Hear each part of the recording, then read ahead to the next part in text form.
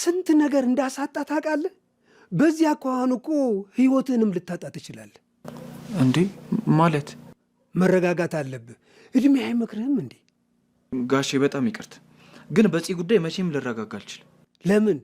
በቃ ጽናትን በጣም ነው ማፈቅራት። ፍቅር ደግሞ ከትዕግስት ጋር ነው የሚያምረው።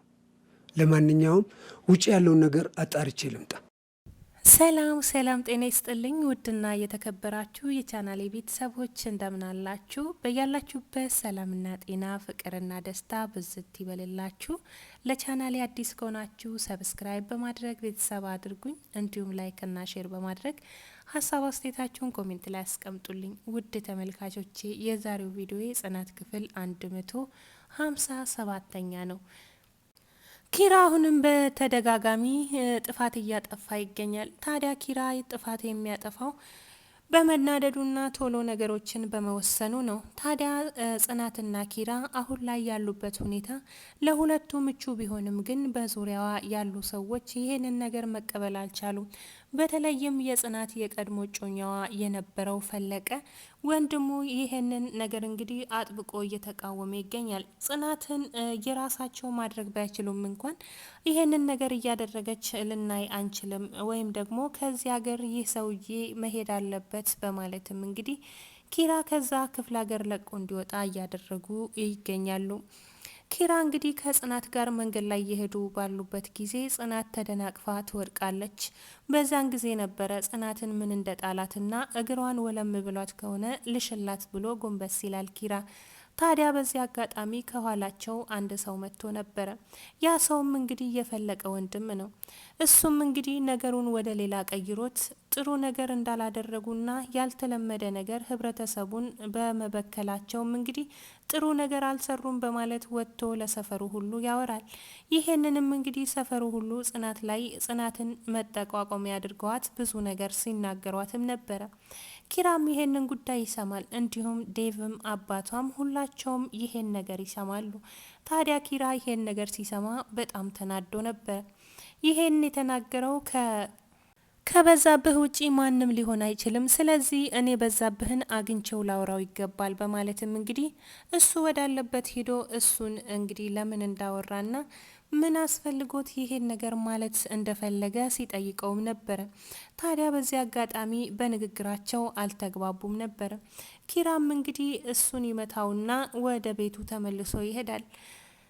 የጽናት አባት ይሄንን በሰሙ ጊዜ እንግዲህ በኪራ ላይ በጣም ተናደውበት ነበረ። ጥሩ ነገር እንዳላደረገና ጥሩ ነገር እንዳልሰራ የጽናት አባት ኪራን ሲቆጡት ነበረ። ኪራም እንግዲህ እኔ በጽናት የመጣብኝን ማንንም አልታገስም፣ ጽናትን በጣም ነው የምወዳት በማለትም ለኪራ አባት ይመልሳል። ታዲያ ፍቅርና ትዕግስት ደግሞ አንድ ላይ ሲሆን ጥሩ ነው። ትዕግስት ማጣት ለብዙ ነገር ያጋልጠሃል። ከዚህ በፊት ብዙ ነገር እንዳሳጣ አታውቅም፣ ወደፊት ህይወትህንም ሊያሳጣ ይችላል። ስለዚህ ትዕግስት አስፈላጊ ነው በማለትም የጽናት አባት ኪራን ይቆጡታል። ታዲያ ባደረሰው አደጋ ምክንያትም የጽናት አባት ሽምግልና ሂደው ይቅርታ ለመጠየቅና እንዲሁም ደግሞ የተጎዳውን ሰው በካሳ ለማለፍ ሲሉም እንግዲህ ፍየልም ተገዝቶ ካሳ ተሰጥቶ እሱ የመታው ሰው እንግዲህ ወደ ኪራ ቤት መጥቶ ኪራም ይቅርታ ጠይቋል። ታዲያ ከዚህ በኋላ እንደዚህ አይነት ስህተት መስራት የለብህም በማለትም እንግዲህ የጽናት አባት ኪራን አስጠንቅቆ ይልኩታል። በከተማው ላይ እንግዲህ ምሩና የናሆም እናት እንዲሁም ደግሞ ጽዮንም እንግዲህ አሁንም ድረስ እንደተፋጠጡ ይገኛሉ። ጽዮንና የናሆም እናት ተባብረው ወደ ምሩ ቤት ሄደዋል። ወደ ምሩ ቤት ከሄዱ በኋላ እንግዲህ ጽዮንና የናሆም እናት የተመካከሩት ቅልስልስ ብለን እሷ ቅልስልስ ብላ ሰውን እንደምትቀርበው ሁሉ እኛም እንደዛ ሆነን ወደ እሷ መሄድ አለብን በማለትም እንግዲህ ጽዮን በፈጠረችው ሴራ አለምዬም ተስማምታ ወደዛው ሄደዋል። ታዲያ ምሩን ይቅርታ ለመጠየቅ እንዲሁም ደግሞ ልጄ እስከዛሬ ያደረኩብሽ ነገር ከባድ ነው፣ ከእንግዲህ በኋላ ግን እንደዚህ አይነት ነገር ላንቺ አይገባሽም፣ የልጄ ሚስት ነሽ፣ እንዲሁም ደግሞ በሆድሽ ያለው ልጃችን ነው በማለትም ይቅርታ ጠይቀዋታል። ምሩዬም እንግዲህ እውነት መስሏት እንደዛ ከሆነ እሺ እቀበላለሁ በማለትም ማሚዬ ልጄ ካልሽኝ ረጅም ጊዜ ሆኖሻል፣ እውነትሽን ከሆነ ከልብሽ ከሆነ በጣም ደስ ይለኛል። ስለዚህ ለደስታው ቡና ላፍላና አብረን እንጫወታለን በማለትም እንግዲህ ደስተኛ ሆና ተቀብላቸዋለች። ኒናና አስጨናቂም እስካሁንም ድረስ እንግዲህ እርስ በራሳቸው እየተፋጠጡ ይገኛሉ። አስጨናቂ አሁንም ድረስ ከቤት አልወጣም። ኒናም እንግዲህ የደረሰባት ያለው አደጋ ከባድ ቢሆንም ችላ እየኖረች ትገኛለች። ናቲም እንግዲህ ወደ አንድ መስሪያ ቤት ከሄደ በኋላ የምትወደውና የምታፈቅረውን ሴት አግኝቷል። ናቲ እንቡጥዬ እያለ እንግዲህ ከእንቡጥዬ ስር መውጣት አልቻለም። አሁን ላይ ናቲና እንቡጥዬ ወደ ነኪራ ቤት መጥተው ኒናን እንግዲህ ሲያንጨረጭሯት ነበረ። ኒና ማን እንደሆነች እንደማያውቃትና ከዚህ በፊት በአጋጣሚ እንደሚተዋወቁ እንጂ ከኒና ጋር ምንም አይነት ግንኙነት እንደሌላቸው ናቲ ለእንቡጥዬ ሲናገር ነበረ። እንቡጥዬም እንግዲህ ውሃ ጠማኝ ውሃ አምጣልኝ ስትለውም ነበረ። እሱም እንግዲህ ኒና ከሱቅ ውሃ ገዝታ እንድትመጣና ውሃ እንድታቀብላት ያዛታል። እንግዲህ ኒናም መልካም ብላ ውሃውን ለመግዛት ትወጣለች። ታዲያ አጋጣሚውን ተጠቅማ ስለተናደደችም ውሃውን ከቤት ቀርታ ጨው ጨምራበት እንግዲህ እሷን ለማናደድና ለማበሳጨት ስትልም እንግዲህ ጨው የተጨመረበትን ውሃ ትሰጣታለች። ሰኒ ከውጭ መታ በር ስታንኳኳ ነበረ። ሰኒ በር ስታንኳኳ ማንም የሚከፍትላት ሰው አልነበረም።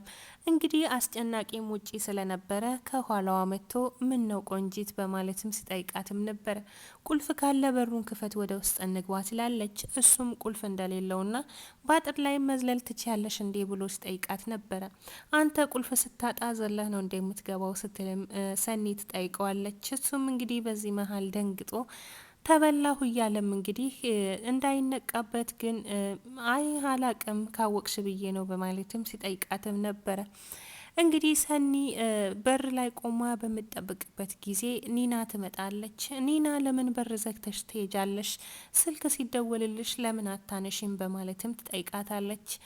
እንግዲህ ኒና የሚረዳኝ ሰው የለም እኔ ያለሁበትን ማንም አያውቅም በማለትም እንግዲህ ተበሳይታ በሩን ከፍታ ወደ ውስጥ ትገባለች። የናሆም አባትም ወደ ቤት ሲመለስ ማንም ቤት ውስጥ አልነበረም። ወዴት ሄደው ነው በማለትም እንግዲህ ባለቤቱ አለምዬ ላይ ስልክ ይደውላል። አለምዬም ስልክ አንስታ ወደ ልጄ ቤት ሄጃለሁ፣ ከምሩዬ ጋር ቡና እየጠጣን ነው፣ ቡና ጠጥቼ እመጣለሁ በማለትም ስልክ ትመልሳለች። እንግዲህ በዚህ አጋጣሚ በጣም ደስ ብሎት ነበረ። የናሆም አባትም እዛ ከሆንሽ መልካም ጥሩ ነው፣ እንኳንም ሄድሽ ሰላም አውርደሽ ጥሩ ነገር አስበሽ መሄድሽ መልካም ነው ብሎ እንግዲህ ደስተኛ ሆኖ እንግዲህ እዛ ከሆንሽ የፈለግሽውን ያክል መቆየት ትችያለሽ ብሎ ነበረ ስልኩን የዘጋው። ታዲያ ይሄ በመሆኑ ደስተኛ ሆኗል። ነገር ግን ሁለቱ ምን አስበውና ምን አሲረው ይሄንን እንዳደረጉ ማንም ያወቀባቸው የለም። ታዲያ ሁለቱ ምሩን ከዛ ቤት ለማውጣትና ምሩንና ናሆምን ለመለያየት እንዲሁም ደግሞ ኪራ ለቅዱስ ስልክ ደውሎ የተፈጠረውን ነገር ይነግረዋል። ታዲያ ቅዱስም ጥሩ እንዳላደረገና በሰው ሀገር ላይ ሆነ እንደዚህ አይነት ነገር ማድረግ አልነበረብህም፣ ትዕግስት ሊኖርህ ይገባል፣ ትዕግስት ለሁሉም ነገር መሰረት ነው። ስለዚህ ሰውን በምትጎዳበት ጊዜ ሁሉ አንተም ትጎዳለህ፣ የራሴ የምትላቸውን ነገሮች ታጣለህ። ስለዚህ ተረጋግተ ነገሮችን መወሰን ይኖርብሃል በማለትም እንግዲህ ጥሩ እንዳላደረገ ሲነግረው ነበረ። እንዲሁም ከዚህ በፊት በመኪና የገጨችው ሴት እንግዲህ እሱን ፈልጋ ወደ ቤት እንደመጣችና እንዲሁም ልትሰናበታቸው ወደ ክፍለ ሀገር ወጥታ ስራ ልትሰራ እንደሆነ ሲነግረው ነበረ። እሱም እንግዲህ እኔ አሁን እሷን ማግኘትም ሆነ ማየትም አልፈልግም፣ ደስተኛ ሆኜ ጥሩ ህይወት እየኖርኩ ነው፣ ብነግራትም አልሰማለችኝ፣ እኔ ድኛለሁ፣ ከእንግዲህ በኋላ እኔን መከታተል የለባትም በማለትም ሲመልስለት ነበረ። እሷም ለሌላ ነገር አይደለም የመጣችው፣ ልትሰናበታችሁ ነው፣ ወደ ክፍለ ሀገር ሄዳ እዛ ልትቆይ ትችላለች በማለትም ቅዱስም ይመልስለታል። እሷም እንግዲህ ወደ ቤት መታ ሁላቸውንም ተሰናብታ ስራ ልትሰራ ወደ ክፍለ ሀገር እንደምትወጣ ተናግራ ወደ ክፍለ ሀገር ወጥታለች። ኒናም እንግዲህ እየደረሰባት ያለው ፈተና ብዙ እንደሆነና በጣም ስቃይ ላይ እንደሆነች ትናገራለች። ታዲያ ይህ ሰው ወደ ቤት ከመጣ በኋላ ኒናን ሰላም ነስቷታል። እንግዲህ ኪራን የገጨችው ልጅ ወደ ቤት መታ ሁላቸውንም ስትሰናበት እሱንም ተሰናብታ ነበረ። አጋጣሚ እጁን ስጨብጥ እንግዲህ እጇ ላይ ያለውን የጣት ቀለበቷን ወስዶባት ነበረ። በሰዓቱ ኒና አይታ ስለነበረ ተቀብላ ወድቆብሽ ነበረ ብላ ታቀብላታለች። ይህንንም ለምን ታደርጊያለሽ ብሎም እንግዲህ ሁላቸውም ሲወጡ ወደ ክችን መጥቶ ሲያስጨንቃት ነበረ። እውነትም ስራውን አይታ አስጨናቂ ብላ ስም አውጥታለታለች። ውድና የተከበራችሁ የቻናሌ ቤተሰቦች የዛሬው ቪዲዮ ይሄን ይመስል ነበረ። በያላችሁበት ሰላምና ደስታ ይብዛላችሁ። ቪዲዮን ላይክ በማድረግ ሀሳብ አስተያየታችሁን ኮሜንት ላይ አስቀምጡልኝ። በሚቀጥለው ቪዲዮ እስከምንገናኝ ቸር ሰንብቱልኝ። ባይ ባይ።